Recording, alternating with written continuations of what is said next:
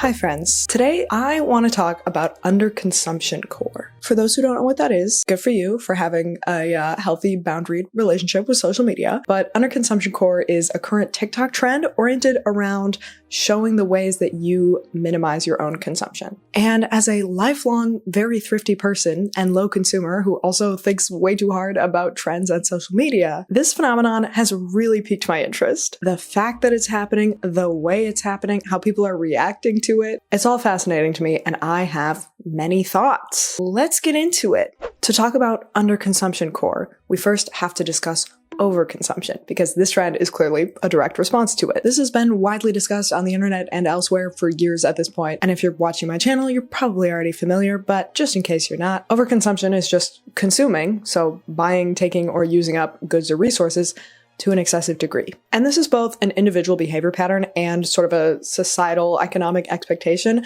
that we have become very comfortable with in recent years. It is very much incentivized by capitalism, it's become very normalized, and it can be very wasteful and destructive.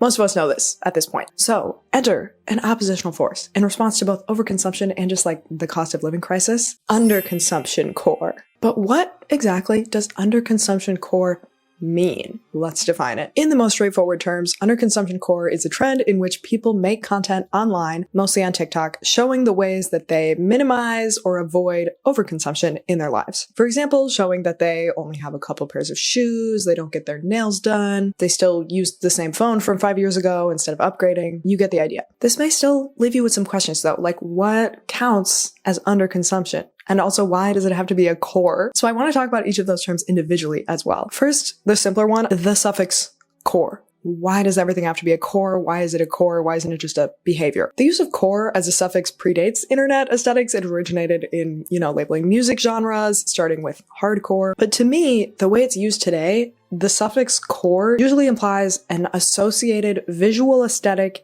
and a presence of online content oriented around that topic or that aesthetic. So to me, underconsumption refers to the behavior, the minimal consumerism lifestyle, but underconsumption-core refers to the content about that behavior. Obviously, they're sort of happening simultaneously right now. You can't have underconsumption-core without the underlying underconsumption behavior, but the behavior predates the TikTok trend, of course. I get that adding core to the end of any behavior or lifestyle seems sort of goofy and chronically online, but I think the answer to why does it have to be a core is just that it's a core because it's a TikTok trend of people showing something they were already doing. Okay, now that we've already spent several minutes getting way too detailed about the meaning of core, let's define the underconsumption part. This is honestly where I think the confusion and discourse begins for a lot of people, because there is no definition of underconsumption that really applies to this situation. The technical definition of underconsumption is an economics term, the purchase of goods and services at a level lower than that of their supply. Please don't click out. I promise this video is interesting and not about economics.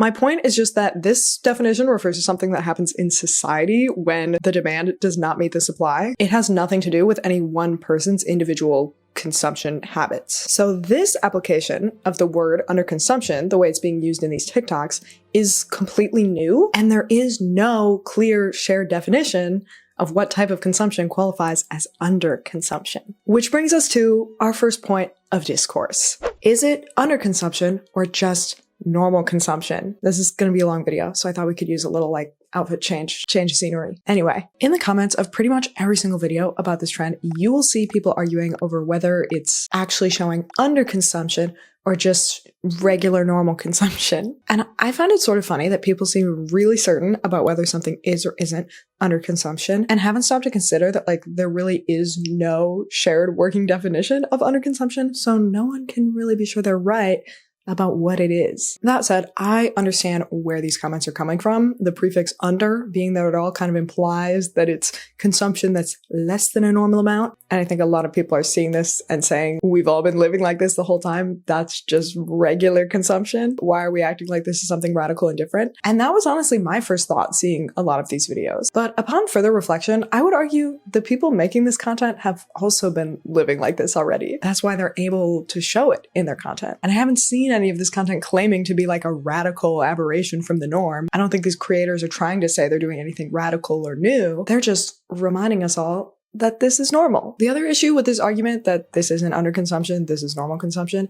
is that there is no one normal way to consume. Famously, overconsumption has also become very normalized. So like, no one person can really be the arbiter of what is normal consumption or not. I'm using a lot of air quotes in this video. There's a lot of terms going on. I think what unites all of this content is that it's all showing an alternative to overconsumption. And if all the messaging and advertising we are inundated with all day, every day is telling us to buy, always consume, always want more, I think seeing a wide range of deviations from that is a good thing. Be it more normal consumption or like really radical, super sustainable underconsumption lifestyles. I do feel like a distinction between normal and underconsumption would be useful. I wish we had a more clear-cut distinction, but also consumer habits, like pretty much everything else, is a spectrum, not a binary. And I also think being rude or judgmental to people in their comment sections about whether they use the term underconsumption or normal consumption, it's just not useful. And it feels like it's kind of missing the point. Neither of those terms really mean anything. So I can't really blame anyone for having a slightly different use or definition of those terms than I do. The point is just to label the content that shows these more realistic, healthier consumer habits. On the opposite end of the spectrum, with the more extreme forms of underconsumption, we also have people disagreeing about when it's too far and becomes A, preachy, or B, hazardous. So let's get into that discourse, shall we? Possibly the second most common comment I see people make about this trend is that it's gone too far and it's become preachy and judgmental. That seems very realistically possible. It often happens with these sort of movements. That said, with this trend, for all the people I've seen calling this content judgy and self-righteous and whatever, I have not actually seen any content in this trend that reads that way to me at all. I've not seen any underconsumption-core videos that make me feel like I'm being judged for not doing what they're doing. I wonder if it's more the comments section that people are talking about, like when people are policing each other's consumption and being like, that's not underconsumption, that's regular consumption. But I have not personally seen the content itself conveying this judgmental message or tone at all. Which brings me to a theory. This is just a theory. I could totally be missing some like super vocally judgmental underconsumption content out there, but I can't help but wonder if maybe some of the people who feel judged by this content may be, ever so slightly, projecting. My theory is that there are people who are watching a video where a girl shows like, these are the only 5 makeup products I use. And then they feel bad or guilty that they own a lot more than that. And then they sort of judge themselves, but they're projecting that that feeling of judgment is coming from the creator of the video, when really it may be coming from inside the house. I don't know. Let me know what you think of this theory, because I don't know these people. I don't know their psyches. I could be wrong, but I feel like I've seen discourse calling this type of content like pick-me-ish or competitive. And then as their example, they're just describing someone showing that they've been using the same towel for 10 years. And it's like, that person's just living their life. They're not expressing any judgment or competitiveness towards you for not using the same towel for 10 years. So why does that make you feel judged? Perhaps it's time to look inside yourself. Underconsumption-core, blah, blah, blah, blah, blah. Y'all are pissing me off. It's the fact that you're using these cores as a way to prove that you're better than somebody else.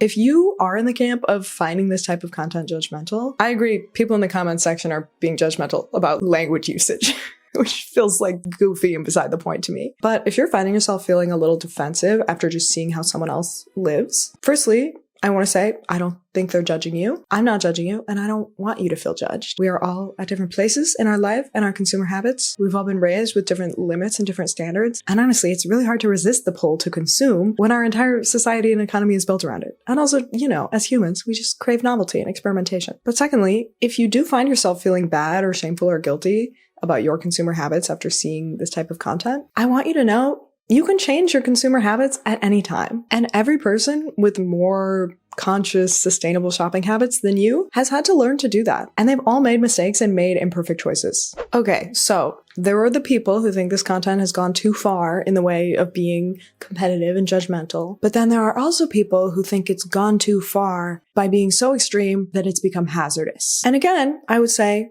this seems possible. I mean, certain things definitely have to be maintained or replaced so as not to be a safety issue, like cars or buildings. I can definitely think of examples where you need to buy something new for your safety. However, again, I have not actually seen any content that is showing this type of hazard in their underconsumption habits. Maybe I'm just not deep enough into the trend, and all the people, with their discourse have seen way more than I have. But the only thing I've really seen is people like using expired makeup, which I honestly think a lot of people do. And I wouldn't really call it a high stakes hazard. Like no one has ever died from using expired makeup. I totally get that some people are not willing to do that. No judgment to you if you are not willing to put expired makeup on your body, right?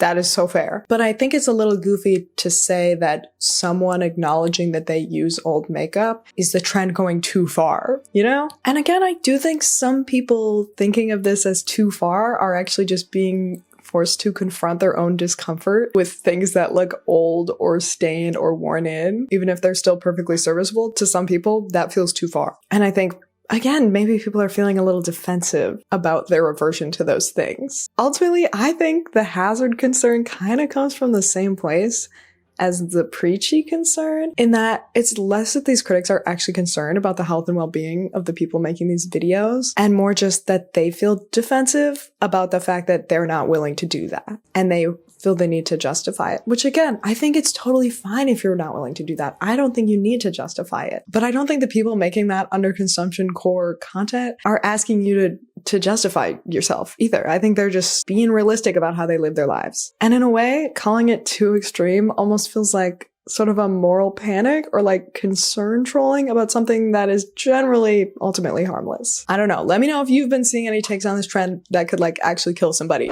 Okay, I had to charge my mic, so I took this as another opportunity for a mini change of scenery. But we are on to our next critical reaction. This is one I haven't seen as much, but I've seen it repeatedly, and it is that this content is aestheticizing poverty or just making something poor people have been doing this whole time into a trend. And again, I get where this is coming from, but I don't think this judgment is quite accurate. As someone who lives a pretty thrifty, low consumption lifestyle and pretty much always has, I totally get being like, this isn't new. However, one, I don't think it's new to the people making this content either, because the whole point is that it's showing off like a long-term lifestyle habit, right? So it's not like these people are appropriating an aesthetic. There isn't really an aesthetic with this. It's just showing a behavior they already do. Secondly, like I said, I've been living like this my entire life, and I am not and never have been poor or living in poverty. I mean, I think I may have qualified as low income in my early 20s, but I don't now.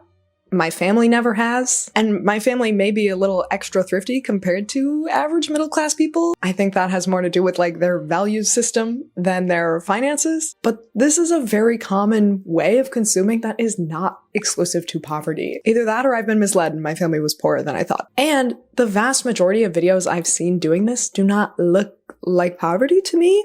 They look like my lifestyle. And apparently most people feel the same way because the comment section is always full of people being like, this isn't underconsumption, this is just normal consumption. So like, it can't be aestheticizing poverty if it doesn't resemble poverty and it just looks like normal consumption to most people. I've also seen some people participating in this trend and sharing their personal context that they are low income, which I think is great because it's destigmatizing an experience that a lot of people are going through and can relate to. And I think more openness about income and wages is just kind of always helpful to society. I do think there's something to be said for who gets to make this a trend, who gets to be considered an intentional, aesthetic, sustainable minimalist for living this way instead of like pitiful or dirty or lazy things that are very frequently projected onto and used to judge, lower income people. Like I said, I definitely get feeling resentful of who gets to make this a trend versus who might be judged for living like this in real life or has been judged so far in their life for these exact same lifestyle habits. However, I don't think the behavior or the trend itself is the problem. Overall, I think it's people doing something good and sustainable and sharing content about that good thing that's beneficial to society and the planet and their wallets, and maybe sharing how you could do the same thing. I think the issue is just that privilege plays a role in all trends. The most privileged among us are the ones with the power to make something be seen as trend worthy. And that's an issue to be mindful of when considering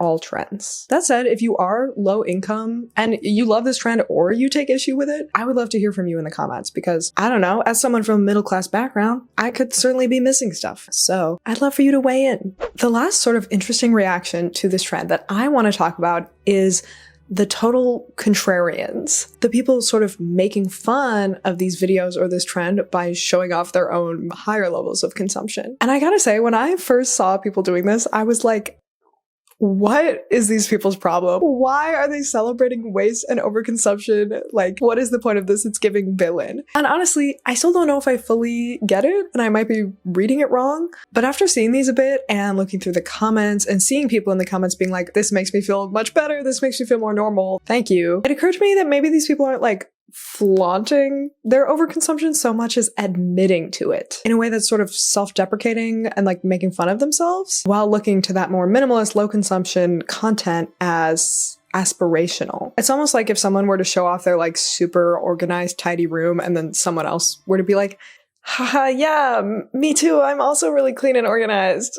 Don't look at the mess in the background, you know? And that also makes me wonder if maybe those people don't have a full sense of why overconsumption can be harmful. It seems like maybe they are thinking of it as more of an aspirational behavior, like being clean, where it's like, it's nice, but it's not like harming people if you're messy, you know? When really, overconsumption is having a literal material negative effect on the world. It's harming the environment, it's exploiting workers, it's using precious limited resources. I understand that kind of all purchases from regular household brands have that impact to some degree. I'm not trying to be like the weight of the world is on your shoulders as a consumer, but I also understand that my consumption does matter and it has consequences. And I suspect maybe these contrarians just don't fully realize that, or maybe they do realize it, but they're just like being self-deprecating about it. Or maybe these people are just trolling and they love waste. I don't know, but these are just the justifications I've concocted in my mind for this particular reaction, because I can't really wrap my head around it otherwise. All right, I think that wraps up pretty much every common reaction I've seen to this trend, which means it's time to zoom out a little bit and examine why this is happening in the first place and what its impact might be. Firstly, why is this trend happening? This is all speculative, obviously. We're working with correlation, not causation here. But honestly, I think if you're tuned into culture online, it's pretty obvious. People are so jaded with overconsumption, with big fast fashion hauls, and with being constantly marketed to online, especially on TikTok. I do not think it's a coincidence that this trend happened on TikTok less than a year after the launch of TikTok Shop. I think we've truly just like gone too far with the overconsumption, and it's like when you eat way too much candy and then you feel like shit, and then suddenly a glass of water and some carrots looks really appealing. It's also funny that in a way this is sort of an anti-core, in that there isn't really a cohesive visual aesthetic associated with it, and it's not showing this like unattainable lifestyle. I think what makes it appealing is that it is so real and normal, and after a period of not just rising overconsumption, but also rising pressure to meet more and more unattainable standards for your appearance and your lifestyle and perfectly cohesive aesthetics, people are just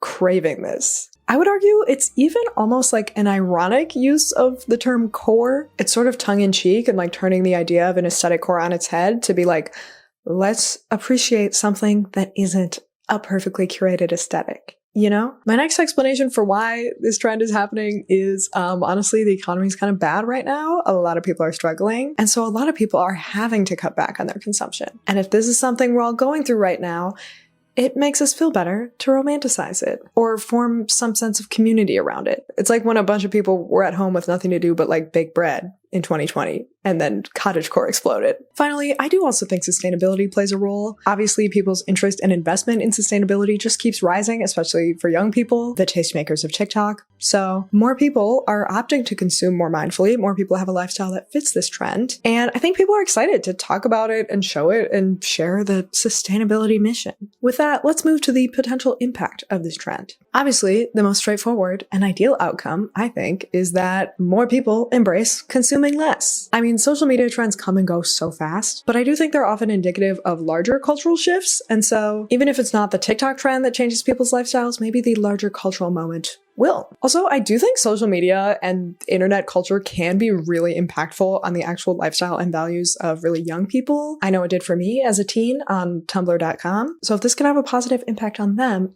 that's great. Honestly, the only potential negative impacts I can think of for this trend involve like people lying about their consumption habits, or there being some sort of weird like pro-consumerism backlash. But I don't feel like either of those would be a direct fault of the trend in its truly intended form. I think if people know how to act right, there aren't really any downsides to this trend. That said, if you can think of any potentially negative impacts that I haven't thought of or discussed here today, please let me know in the comments. I would love to hear it once again. Overall, I mostly just think this trend is interesting. I feel like I got into it in way more detail than anyone really needs to today, and yet also we only barely scratched the surface. There's even more one could talk about. I think this trend has a lot of vagueness within it that makes it not the most effective tool, but if it can make people more conscious about their consumption and bring more people into the fold of trying to consume less, that's great. As I said throughout the video, I'd also love to hear more of your thoughts. I can't think of everything, and you all are also very smart and thoughtful and insightful, so please feel free to thoughtfully